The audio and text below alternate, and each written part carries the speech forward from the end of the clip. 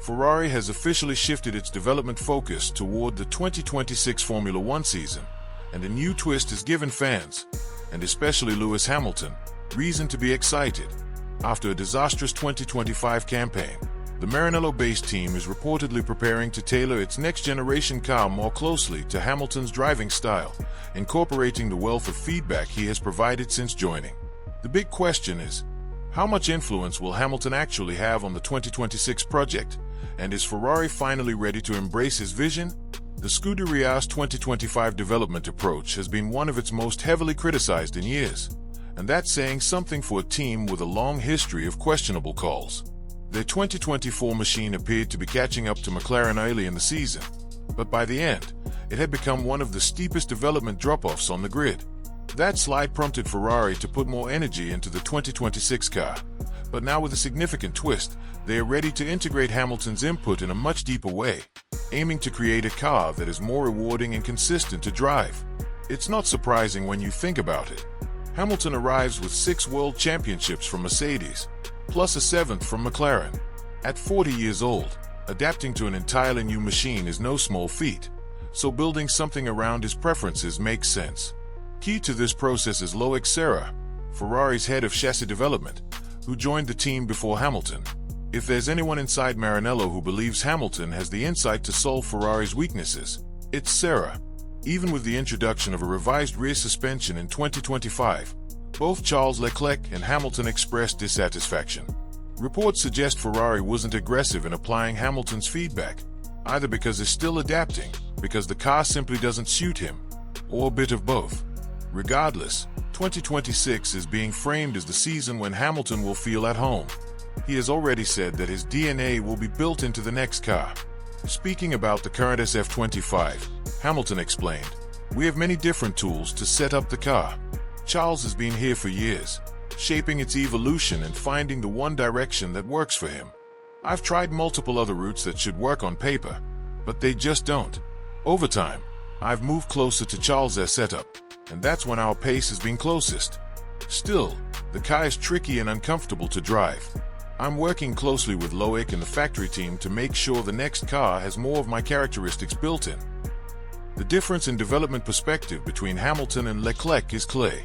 Hamilton's experience spans 2 championship-winning outfits and multiple car philosophies, while Leclerc's career path took him from Alfa Romeo straight into Ferrari. This isn't to undermine Leclerc's skill, but in terms of comparative analysis, Hamilton has a broader reference base to draw from. His years fighting for titles in different eras mean he can diagnose car behavior with precision. Sky F1's Simon Lazenby believes Hamilton's feedback could be transformative, provided Ferrari truly listens. Senior performance engineer Jock, who has worked with Hamilton at both Mercedes and Ferrari, is said to be one of the strongest advocates for acting on his suggestions. While meaningful changes are unlikely in 2025 due to resources being reallocated toward 2026, Lazenby warns that ignoring Hamilton's insights under the excuse of an acclimatization phase could trap Ferrari in a loop of recycling the same solutions and expecting different results. Lazenby put it bluntly, "Lewis has 7 world titles since 2008. Ferrari, in that time, has 0. You hire him, you buy into his philosophy." And Jock reportedly echoes that sentiment inside Maranello, arguing that Hamilton's ability to describe a car's strengths and flaws is unmatched. That doesn't mean sidelining Leclerc's preferences. The goal is to create a machine with a wider operating window, a car that both drivers can extract maximum performance from, similar to what Max Verstappen has done at Red Bull. Limiting the car's setup range would only handicap Ferrari further.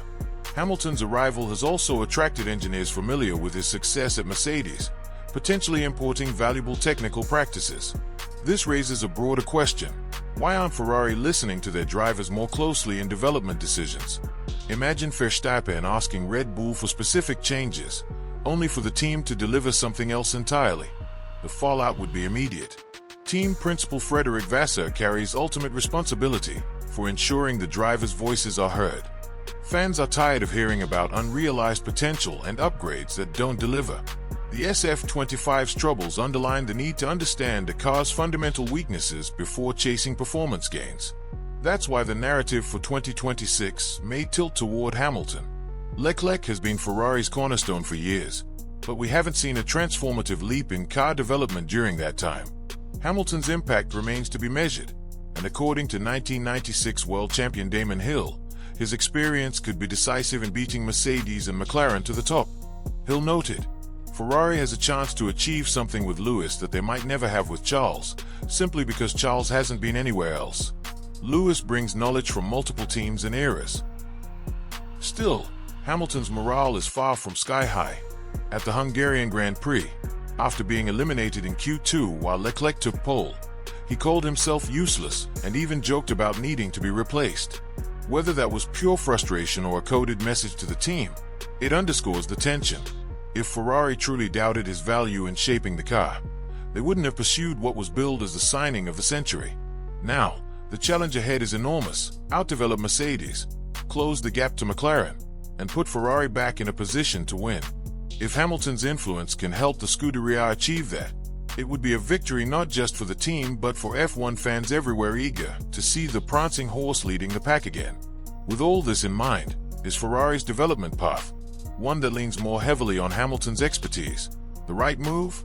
Share your thoughts in the comments below, and don't forget to check out the next video on your screen for more F1 analysis.